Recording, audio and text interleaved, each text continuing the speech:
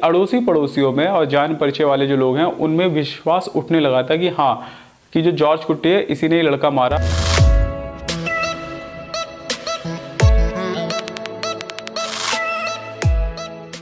Jitu Joseph ने 2013 में एक सफल फिल्म का निर्माण किया। फिल्म का नाम था दृश्यम। 2019 में उसके पार्ट 2 के आने की चर्चा होने लगी। इसका हिंदी संस्करण दृश्यम नाम से ही हिंदी में आ चुका, जिसमें आपको दिखाई दिए थे अजय देवगन। ओरिजिनल जो इसका मलयालम संस्करण था उसमें हमें दिखाई दिए थे मोहनलाल सर। इसके बाद इसका पार्ट 2 आया जिसको कहा जाता है दृश्यम 2। कहानी वहीं से आगे बढ़ी जहाँ से ख़त्म हो गई। 6 साल की लीप ले चुकी है कहानी। बच्चे बड़े हो गए हैं जॉर्ज कुट्टी और रानी के, यानी कि अंजू और अनु अब थोड़े से बड़े हो गए हैं, जिसमें अब अनु तो है वो कॉलेज में भी जाने लगी है। वहाँ पे उसने अपने नए दोस्त बना लिए हैं। जॉर्ज कुट्टी थोड़ा सा पैसे वाले हो गए हैं, केबल टीवी के धंधे में चमक आई और वो एक थिएटर के मालिक हैं और एक फिल्म बनाना चाहते हैं। मतलब सिनेमा एक इंसान की ज़िंदगी को किस तरीके से प्रभावित कर सकता है, ये पहले पार्ट में देख के हम लोग अपने आप को स्तब्ध महसूस करा चुके थे। बट हाँ, इस बार भी सिनेमा में सिनेमा की ही विजय को दिखाया गया है कि किस तरीके से एक आदमी जो बहुत ज़्यादा पढ़ा लिखा नहीं है और सिनेमा के दम पर पूरे पुलिस फोर्स को अपने अंगूठे के नीचे नचाता हुआ दिखाई देता है। पर उसको इस बार उतनी सफलता नहीं मिलती जितनी सफलता उसको पार्ट 1 में मिल जाती है। यहाँ पर ऑलमोस्ट कानून के हाथ उसकी गर्दन तक पहुँच ही जाते हैं और वो एक फंस ही गया, मतलब ट्रैप में ही है। इस बार निकलना बहुत मुश्किल इसमें से आपको नज़र आएगा।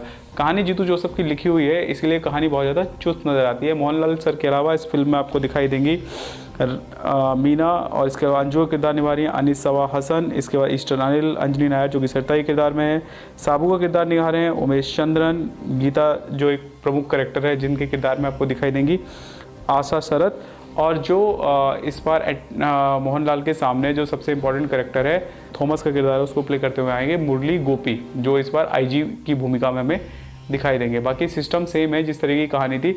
एक नया किरदार जोसेफ और इंक्लूड हो जाता है जो कि बहुत बड़ी भूमिका निभाता है कि किस तरीके से कहानी आगे बढ़ती है। मतलब ये है कि वरुण की बॉडी रिकवर हो जाती है, उसके बाद ऑप्शंस बहुत लिमिटेड हो जाते हैं। सस्पेंस को खुलने की कोई ज़रूरत नहीं है, आप फिल्म को एंजॉय कर सकते हैं। फिल्म शुरू होने से लेकर लगभग 20-25 मिनट तक थोड़ी सी उबाने लगी। ऐसा लग रहा था फिल्म में कुछ भी नया नहीं हो रहा। परिवार का एक डर ही दिखाई दे रहा था कि अड़ोसी पड़ोसियों में और जान परिचय वाले जो लोग हैं उनमें विश्वास उठने लगा था कि हाँ, कि जो जॉर्ज कुट्टी है इसी ने ये लड़का मारा और ये कानून को धता बताकर निकल गया। और उसके पैसे और उसके इन्फ्लुएंस के आगे लोग अपने आप को उससे कटा कटा सा महसूस करने लगे। अब लोग चाहते हैं किसी तरीके से शिकंजे में आ जाए और मतलब पेला जाए। इस तरीके की जो साइकोलॉजी है वो लोगों की उसके बारे में डेवलप हो गई। जहाँ पहले पार्ट में समाज का समर्थन जॉर्ज कुट्टी को प्राप्त था, इस बार समाज का समर्थन दूर दूर तक भी मिलने की उम्मीद हमें दिखाई नहीं दे रही थी। बट फिर भी सिनेमा वाला एंगल सामने निकल के आता है। वो फिल्म बनाना चाहता है, वो एक ऐसी फिल्म बनाना चाहता है जिसमें जीत जो होगी वो हीरो की होगी। बट हीरो के जीतने के चांसेस बहुत कम है और इन्हीं सारे चांसेस को ना के बराबर करने के लिए वो बहुत ज़्यादा मेहनत करता है स्टार्टिंग टू एंड। लेकिन इसका पता चलता है इस फिल्म के क्लाइमैक्स के खुलने के बाद।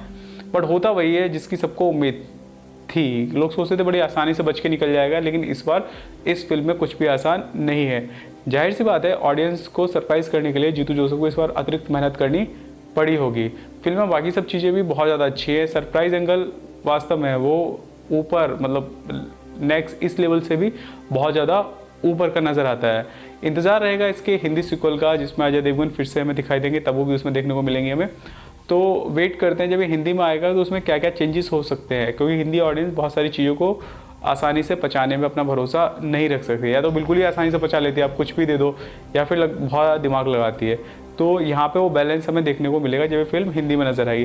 मुझे फिल्म ठीक ठाक लगी, लेकिन हाँ, जो वो थ्रिलर वाला जो पार्ट है वो बहुत शॉर्ट ड्यूरेशन के लिए आता है। वो 10-15-20 मिनट तक ही वो पार्ट रहता है।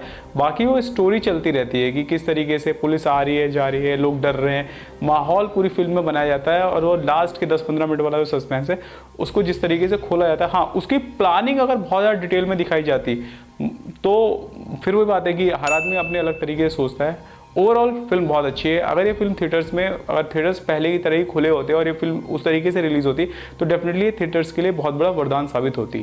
क्योंकि अब थिएटर पूरी तरीके से खुले नहीं है तो एक्चुअल में थिएटर्स का लॉस हो गया है, क्योंकि बड़ी फिल्म उनके हाथ से निकल गई है। उम्मीद करते हैं ऐसी फिल्में और आएंगी जिससे हमारे थिएटर्स को फिर से, और जो लोग थिएटर में काम करते हैं उन्हें फिर से अपनी ज़िंदगी को पटरी पर लाने में मदद मिलेगी। आपने अगर दृश्यम देख लिया, आपको कैसी लगी है, इस चर्चा के माध्यम से आप हमें बता सकते हैं। बाकी हमारे अगले वीडियो तक आप अपना बहुत ख्याल रखिए। Good bye.